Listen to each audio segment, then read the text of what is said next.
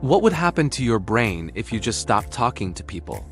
No conversations, no text messages, no human connection at all. At first, it might actually feel peaceful, quiet, a welcome break from all the drama.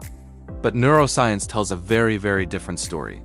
Today, we're exploring what really happens inside your brain when you have little or no social contact, and why, as humans, we are fundamentally wired to connect with each other. Let's get one thing straight. Humans are not built for isolation.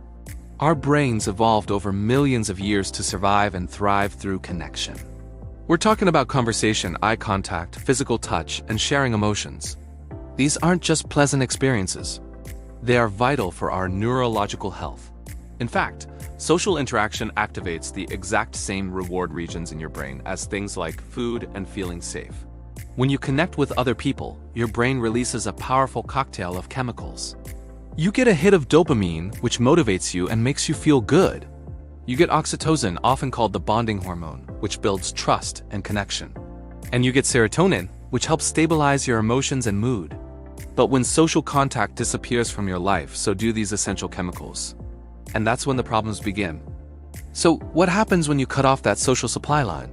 The first thing you'll likely notice is a sharp increase in anxiety and overthinking. Without social feedback, without someone to bounce ideas off of, or get a reality check from, your brain starts to turn inward. Thoughts begin to loop, replaying over and over. Small, insignificant worries can suddenly grow into huge, terrifying monsters. Your brain essentially fills the silence with fear. It's like an echo chamber where your anxieties just get louder and louder. Next, your ability to regulate your emotions starts to decline. Social interaction acts like a thermostat for our feelings. When we're with others, we naturally co-regulate. We mirror each other's calm. We laugh off stress. We get perspective. Without that external regulator, stress feels so much heavier. Your emotions can feel extreme and unpredictable.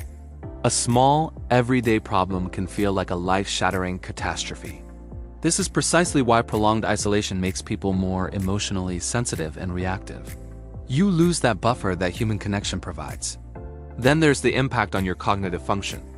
Numerous studies have shown that long-term social isolation can seriously damage your memory, your ability to focus, and your problem-solving skills. Think about it, your brain gets sharper through the simple act of conversation. When you talk to someone, you have to listen, process information, formulate a response, and recall memories. It's a full brain workout. Without that regular mental stimulation, your cognitive abilities slowly begin to weaken. It's the old saying, use it or lose it. Perhaps the most dangerous effect is the increased risk of depression. Loneliness isn't just an emotional state, it's a neurological one. Chronic isolation leads to a spike in cortisol, the body's primary stress hormone. High cortisol levels, over time, can rewire your brain, reinforcing negative thinking patterns and fostering deep feelings of worthlessness. Your brain starts to internalize the isolation and begins to believe a devastatingly simple lie. I don't matter. This isn't a feeling. It's a change in your brain chemistry. When humans are isolated, the brain doesn't just feel sad. It enters a full-blown survival mode, a threat mode. But why? From an evolutionary standpoint, being alone meant being vulnerable. It meant you were an easy target for predators, cut off from the resources and protection of the tribe.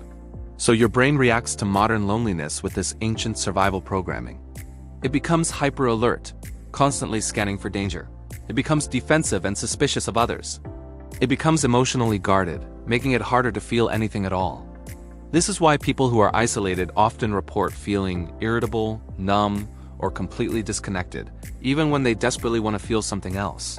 It's not a choice. It's a primal defense mechanism kicking in.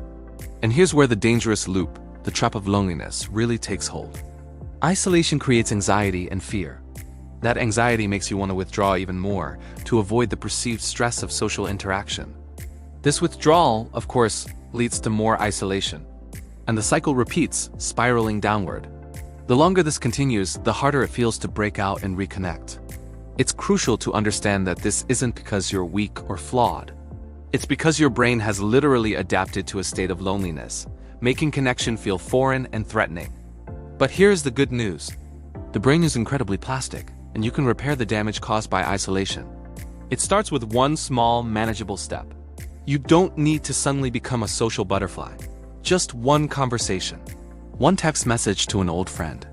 One genuine smile to a stranger at the grocery store. Your brain doesn't need huge crowds to start healing. It needs consistency. Tiny, repeated acts of connection are what begin to rebuild those pathways. Next, focus on safe connections. You don't need 100 friends. You just need 1 or 2 people who feel emotionally safe, people you can be yourself with, without fear of judgment. Quality, not quantity, is what rewires the brain for trust and security. Then, actively stimulate your brain through social acts. Talk about your day. Really listen to someone else's story. Share a laugh. Debate an idea. These simple actions, talking, listening, laughing, sharing, are literally rebuilding the neural pathways that may have weakened. They are the physical therapy for your social brain. Finally, a powerful way to accelerate healing is to combine social connection with a sense of purpose. Joining a group for learning a new skill, volunteering for a cause you care about, or becoming part of a creative community. When you connect with others over a shared goal or passion, the healing happens much faster. Connection plus meaning is a potent formula for recovery. In the end, feeling lonely doesn't mean you're broken. It's a signal from your brain that it's craving what it was designed for. Human connection isn't a luxury. It's a biological necessity, as important as food or water. Remember, even one genuine connection can begin to change your brain chemistry for the better. So if you're feeling this way, try to reach out, reconnect. Your brain will thank you for it. Thanks for watching, and don't forget to take care of yourselves and each other. Please subscribe to the channel for more psychological insights.